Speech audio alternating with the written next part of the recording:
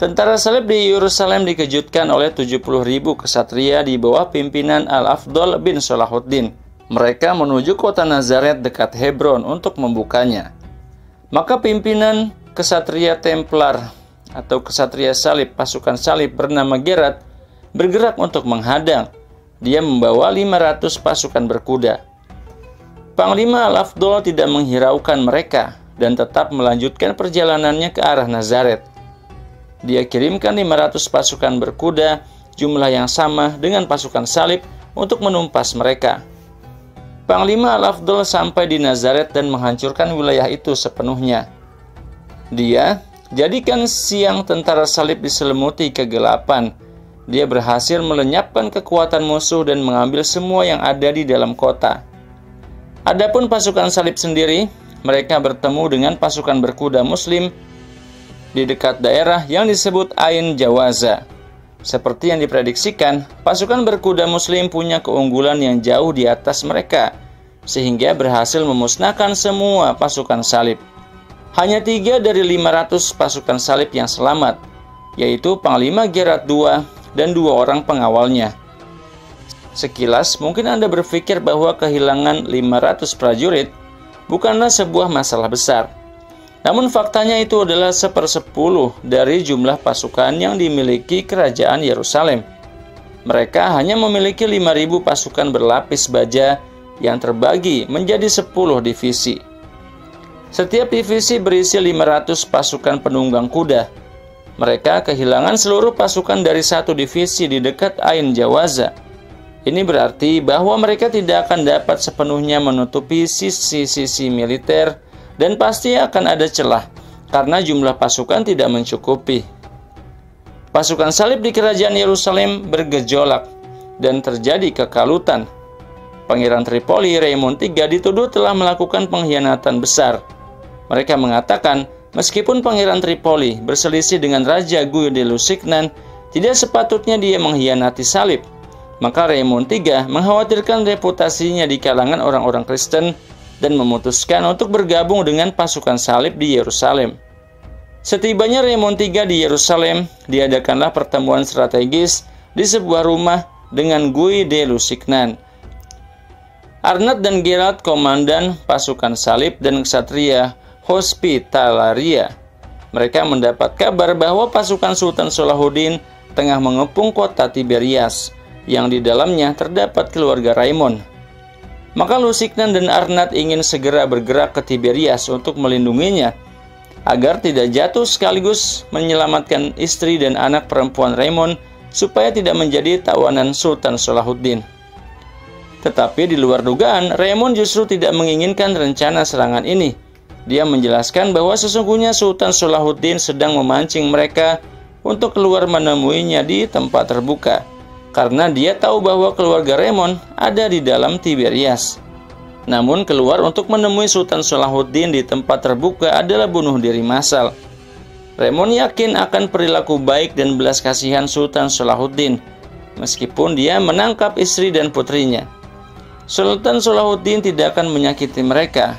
Raymond mengerti bahwa pengepungan Tiberias adalah tipuan Sultan Salahuddin untuk memancing tentara salib agar keluar dari tembok Yerusalem. Raymond sangat yakin bahwa bertempur dengan Sultan Salahuddin di area terbuka adalah tindakan bunuh diri, karena tidak ada seorang pun yang dapat menghentikan pasukan berkuda Sultan Salahuddin yang sangat hebat. Guy de Lusignan mengagumi pendapat Raymond III. Dia bermaksud memerintahkan pasukannya untuk memperkokoh tembok Yerusalem, karena mereka akan mempertahankan Yerusalem jika Sultan Salahuddin datang dan memerintahkan mereka untuk mengisi perbekalan untuk persiapan pengepungan yang lama. Tetapi Arnad dan Gerat menasihati Raja Guy de Lusignan untuk tidak mendengarkan apa yang dikatakan Raymond III, sehingga prajurit tidak berpikir bahwa raja tidak memiliki keputusannya sendiri, dan bahwa Raymondlah yang memberi perintah dan larangan di dalam kerajaan. Mereka berdua mengingatkan bahwa sesungguhnya Raymond masih bersaing dengan raja dalam perebutan kekuasaan tahta, dan jika prajurit tahu bahwa Raymondlah yang menentukan keputusan dan pandangan, maka mereka akan patuh kepada Raymond, dan pada saat itu dia akan berbalik melawan raja dan mengambil alih pemerintahan Yerusalem. Maka Raja Lusignan menolak usulan Raimon untuk tetap bertahan dan memperkokoh benteng. Dia memberi perintah untuk keluar menghadapi Sultan Salahuddin. Dia siapkan tentara sejumlah 60.000 pasukan. Dia membagi tentara salib ke dalam 3 divisi. Setiap divisi berjalan di belakang divisi lain dalam satu barisan. Bagian depan di bawah komando Raimon III, bagian tengah dipimpin oleh Raja Lusignan sendiri, sedangkan bagian belakang dipimpin oleh penguasa kota Albelin, Pangeran Balian. Mereka semua berangkat pada pertengahan bulan Juli di bawah terik matahari. Ketika tentara salib sampai di Ain Turan dan di sana terdapat satu sumber air, Raja Lusignan mengambil satu keputusan yang fatal. Dia memutuskan agar tidak berhenti di Ain Turan untuk memasok pasukannya dengan air. Sebaliknya, dia justru mempercepat pergerakannya ke Tiberias untuk menyelamatkannya dari pengepungan. Dia pikir dia akan sampai ke Tiberias paling lambat selama 2 hari, maka tidak perlu lagi berhenti dan membuang-buang waktu di Ain Turan. Inilah yang sebenarnya direncanakan Sultan Salahuddin. Begitu tentara salib keluar dari Ain Turan, Sultan Salahuddin mengirim pasukan untuk menjaga Ain Turan dan mencegah tentara salib kembali ke sana, sekaligus untuk menyerang bagian terbelakang dari tentara salib. Namun serangan itu dilakukan dengan serangan cepat tanpa adanya benturan penuh. Pasukan berkuda Muslim maju untuk melemparkan anak panah ke arah belakang tentara salib. Kemudian mereka mundur sebelum terjadi benturan. Maka mereka terus mengulang hal yang sama untuk melemahkan musuh. Sultan Salahuddin juga mengirim pasukan untuk menyerang bagian tengah tentara salib yang dipimpin oleh Lusignan. Pasukan Muslim terus menembakkan panah sepanjang hari, sampai-sampai pemimpin pasukan terakhir mereka, Pangeran Balian, mengirimkan pesan kepada Raja Lusignan untuk meminta bantuan, karena bagian belakang tentara salib hampir musnah. Jika situasi terus-menerus seperti itu, pasti tidak akan ada seorang pun yang selamat. Maka Raja Lusignan segera memerintahkan seluruh pasukan untuk berkemah di jalan antara Ain Turan dan Tiberias. Dengan begitu, mereka semua terkepung di tempat ini. Mereka tidak bisa maju ke Tiberias dan tidak bisa pula kembali ke Ain Turan. Mereka tidak punya pilihan selain berkemah dan membangun pertahanan agar dapat menghalau serangan berulang-ulang dari pasukan Muslim. Setelah tentara salib mendirikan kemah dan pertahanan mereka, segera serangan api prajurit Muslim menghujani mereka dari segala arah. Api dan kehancuran mengelilingi mereka. Perkemahan tentara salib berkobar sehingga menjadi neraka di atas bumi. Malam mereka berubah menjadi siang. Sementara prajurit Muslim tidak henti-hentinya menghujani mereka dengan panah sepanjang malam. Sultan Salahuddin memerintahkan pasukannya untuk membakar hutan lebat yang mengelilingi tentara salib. Hal ini memperburuk keadaan tentara salib yang kehausan dan tidak memiliki persediaan air. Ditambah lagi, tenda mereka yang terbakar dan serangan panah yang membuat mereka tidak bisa tidur. Asap hutan yang terbakar semakin pekat dan menyulitkan mereka bernafas. Jadi mereka terkepung dari semua arah oleh api, kehancuran dan serangan. Hutan yang berkobar, perkemahan yang terbakar, habisnya persediaan air, kehausan, kericuhan, dan cuaca panas di bulan Juli. Lusignan akhirnya sadar bahwa dirinya telah jatuh dalam perangkap Sultan Salahuddin. Dia menyadari apa yang diperingatkan oleh Raimon sebelumnya benar-benar terjadi. Dia berkata, "Kita semua binasa dan tidak ada jalan untuk menyelamatkan diri." Tentara salib mengetahui betapa pandai dan cerdiknya Sultan Salahuddin. Dia membuat mereka jatuh ke dalam kesalahan besar satu demi satu. Mereka seperti daging di atas nyala api, dan mereka terkepung dari segala arah hingga fajar menyingsing. Saat itulah Sultan Salahuddin mengetahui bahwa daging telah matang dan tiba waktu untuk menyantapnya. Sultan Salahuddin mengirimkan prajurit berkuda untuk berlari berputar-putar di sekitar tentara salib dan menghujani mereka dengan panah dari mana-mana. Bahkan anak panah prajurit Muslim menghalangi sinar matahari karena begitu banyaknya. Anak panah itu memberondong mereka dari segala sisi. Ketika tentara salib mencoba mematahkan lingkaran pasukan yang berputar di sekitar mereka dan terus melemparkan panah kematian ke arah mereka, para prajurit berkuda Muslim berlari menjauh hingga tentara salib berlapis baja tidak mampu menemukan mereka. Prajurit berkuda Muslim adalah pasukan yang sangat terampil. Setelah itu mereka kembali mengulangi serangan ke arah musuh. Mereka membuat lingkaran baru untuk mencekik tentara salib dan menghujaninya dengan panah. Pasukan Muslim terus menguras tenaga pasukan salib sepanjang hari hingga ribuan pasukan musuh tewas. Lusignan menyadari bahwa mereka tidak dapat lari dari kehancuran total itu, kecuali dengan mematahkan lingkaran panah yang mematikan ini dan membuka celah di barisan pasukan Muslim untuk menyelamatkan hidup mereka. Raymond dan Balian maju dengan sekelompok kavaleri menuju sisi pasukan Taqiyuddin untuk membuat lubang di barisan pasukan Muslim. Mereka meluncurkan satu serangan untuk mematahkan pengepungan yang kokoh ini. Ketika Sultan Salahuddin melihat serangan besar-besaran ini, dia memerintahkan Taqiyuddin untuk membuka jalan agar memancing mereka keluar. Tentara salib mengira bahwa mereka telah berhasil membuat celah dan selamat dari pengepungan. Namun Sultan Salahuddin adalah seorang perancang strategi yang handal, dan dia telah memprediksi serangan ini. Sultan Salahuddin sudah menyiapkan satu pasukan lain untuk menculik mereka saat mereka melarikan diri. Segera setelah tentara salib berhasil menyeberang, sesungguhnya mereka masuk jebakan baru. Mereka menemukan satu kelompok pasukan lain sedang mengepung mereka dari segala sisi untuk menargetkan mereka. Hanya Balian dan Raymond dengan beberapa pasukan berkuda saja yang lolos dari pengepungan ini. Hanya sedikit yang selamat dari pembantaian Hattin ini, dari total pasukan yang melebihi 60.000 prajurit. Ketika tentara salib menyadari bahwa siapapun yang mencoba melarikan diri dari pengepungan ini akan jatuh pada jebakan maut dan pasti akan dibantai tanpa ampun, segera mereka letakkan senjata dan meminta perlindungan untuk diri mereka sendiri.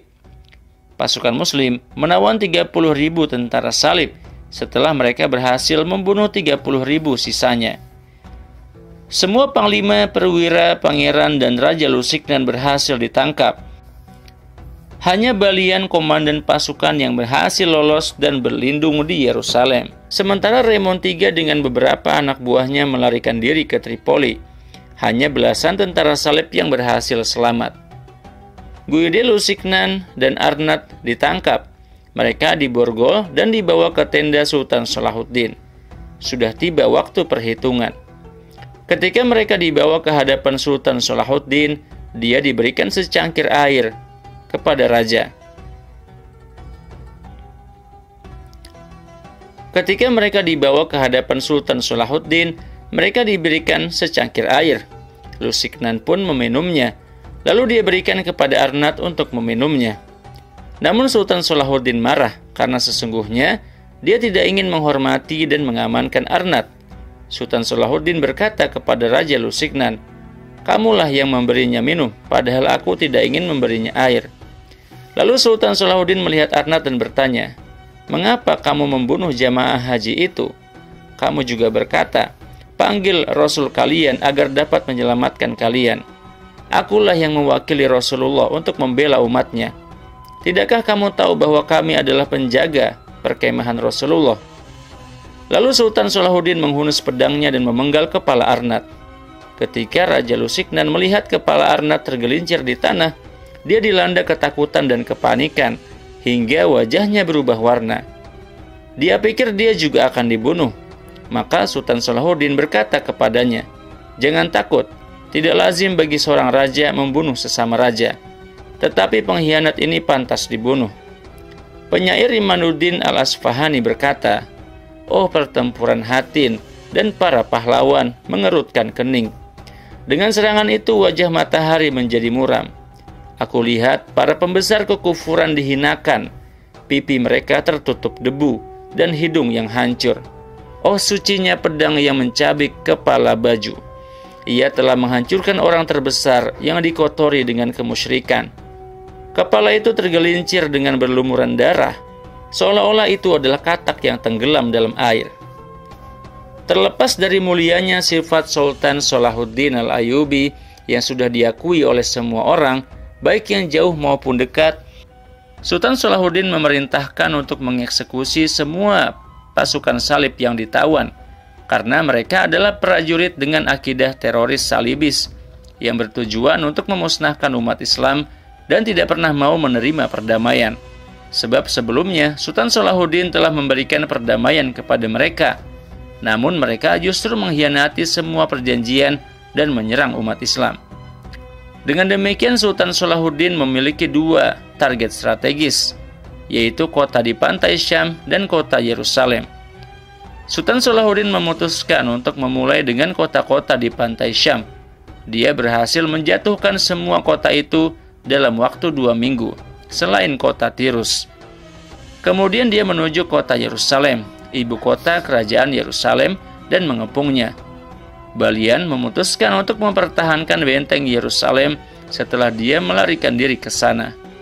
Panglima bodoh tersebut mengirimkan pesan ancaman kepada Sultan Salahuddin dengan berkata bahwa dia akan membunuh seluruh tawanan muslim yang ada di dalam benteng. Dan bahkan dia akan membunuh semua perempuan dan anak-anak di dalam benteng agar tidak menjadi tawanan pasukan muslim. Dia juga sesumbar akan membunuh seluruh kaum muslimin dengan tentara salib terakhir yang ada bersamanya, hingga semua pasukan Sultan Salahuddin binasa. Sultan Salahuddin tertawa mengejek isi surat ancaman itu. Dia tidak mempedulikannya dan tetap melanjutkan pengepungan. Orang-orang Eropa menyebutkan bahwa pertempuran sengit telah terjadi di tembok Yerusalem dan balian bertempur dengan gagah berani di sana. Mereka menggambarkan pertempuran ini dalam sebuah film terkenal berjudul Kingdom of Heaven. Namun cerita ini murni kebohongan dan fitnah belaka. Kisah sebenarnya adalah bahwa Sultan Salahuddin telah mengepung Yerusalem dalam waktu yang singkat. Dinding-dinding benteng dipukul dengan manjanik. Dia berhasil menghancurkan salah satu tembok kota dalam waktu kurang dari 2 minggu. Balian sangat tercengang ketika ia melihat Sultan Salahuddin dan umat Islam berada di dalam benteng. Lalu ia pun meletakkan senjatanya dan menyerahkan diri. Akhirnya Sultan Salahuddin menawannya bersama dengan beberapa tentara salib. Dengan begitu, Sultan Salahuddin Yusuf bin Ayyub berhasil memasuki Yerusalem dan umat Islam dapat merebutnya kembali setelah 85 tahun dikuasai tentara salib. Telah disebutkan bahwasanya saat tentara salib menguasai Yerusalem, mereka membantai semua penduduknya hingga menewaskan 30.000 orang. Namun, ketika Sultan Salahuddin menaklukkannya, dia sama sekali tidak merugikan penduduknya, bahkan para prajurit sekalipun. Sultan Salahuddin memaafkan semua penduduk dengan syarat membayar sejumlah kecil uang tebusan senilai 1 dinar bagi setiap orang yang mampu membayar. Ketika banyak dari mereka yang tidak mampu membayar 1 dinar, maka Sultan Salahuddin menjatuhkan uang tebusan itu bagi mereka dan dia tidak memperlakukan mereka seperti budak. Di samping memperlakukan mereka dengan segala bentuk belas kasihan dan toleransi, Sultan Salahuddin mengizinkan mereka untuk pergi ke kota manapun yang mereka inginkan. Maka banyak dari mereka yang pindah dari Yerusalem ke kota Tirus. Sebelumnya semua orang yang melarikan diri dari pantai Syam telah berlindung di kota Tirus. Jadi ada ribuan tentara salib yang berlindung di kota itu. Demikian impian Sultan Salahuddin menjadi kenyataan dan Yerusalem berhasil dibebaskan dari tangan tentara salib. Abu Ali Hasan bin Ali Al-Juwaini membuat sebuah kasidah yang menggambarkan perjuangan Sultan Salahuddin seperti perjuangan Nabi yang mana melalui tangannya Yerusalem ditaklukkan dan kembali kepada pemiliknya yang sah. Tentara langit adalah penolong bagi Raja Salahuddin ini. Siapa yang meragukannya maka penaklukan ini adalah buktinya. Penaklukan ini sungguh penaklukan para nabi. Tiada lain kecuali bersyukur dengan perbuatan raja-raja Eropa menjadi mangsa di tangannya. Tidaklah sekali-kali pasukan Islam itu lemah. 90 tahun negeri Allah menjerit. Sementara itu, penolong Islam hanya terdiam membisu. Sekarang Sultan Salahuddin telah memenuhi panggilan itu dengan perintah dari Tuhan yang Maha Memberi pertolongan. Setelah penaklukan Yerusalem, Sultan Salahuddin membawa mimbar Nuruddin Zanki dari Aleppo yang telah dibuatnya untuk diletakkan di Masjid Al-Aqsa setelah dibebaskan. Menjelang tahun 1189 Masehi, Sultan Salahuddin memperluas kekuasaannya mencakup seluruh negara Islam dari Irak di timur hingga Libya di barat dan dari Yaman di selatan hingga Syam di utara. Tidak ada yang tersisa bagi tentara salib kecuali Emirat Tirus, Tripoli, dan Antioquia. Sultan Salahuddin mengirimkan berita penaklukan Yerusalem kepada saudaranya Saifuddin di Yaman. Dalam suratnya Sultan Salahuddin berkata, "Hari ini di negeri Syam kita tidak akan mendengar perkataan yang sia-sia maupun yang menimbulkan dosa, melainkan ucapan salam." Berita jatuhnya kerajaan Yerusalem dan penaklukan Baitul Maqdis sampai ke Eropa. Berita itu seperti halilintar yang mengejutkan. Berita itu menimbulkan kegaduhan di seluruh negeri Eropa, sehingga mereka rela mengesampingkan perbedaan di antara mereka dan bersatu kembali. Mereka bergerak dalam sebuah kampanye perang yang sangat besar, yaitu Perang Salib III, untuk merebut kembali Yerusalem dari tangan umat Islam. Itu merupakan perang terdahsyat dalam sejarah tentara salib. Namun bagaimana perang itu terjadi dan bagaimana umat Islam menghadapinya akan kita bahas di video-video selanjutnya.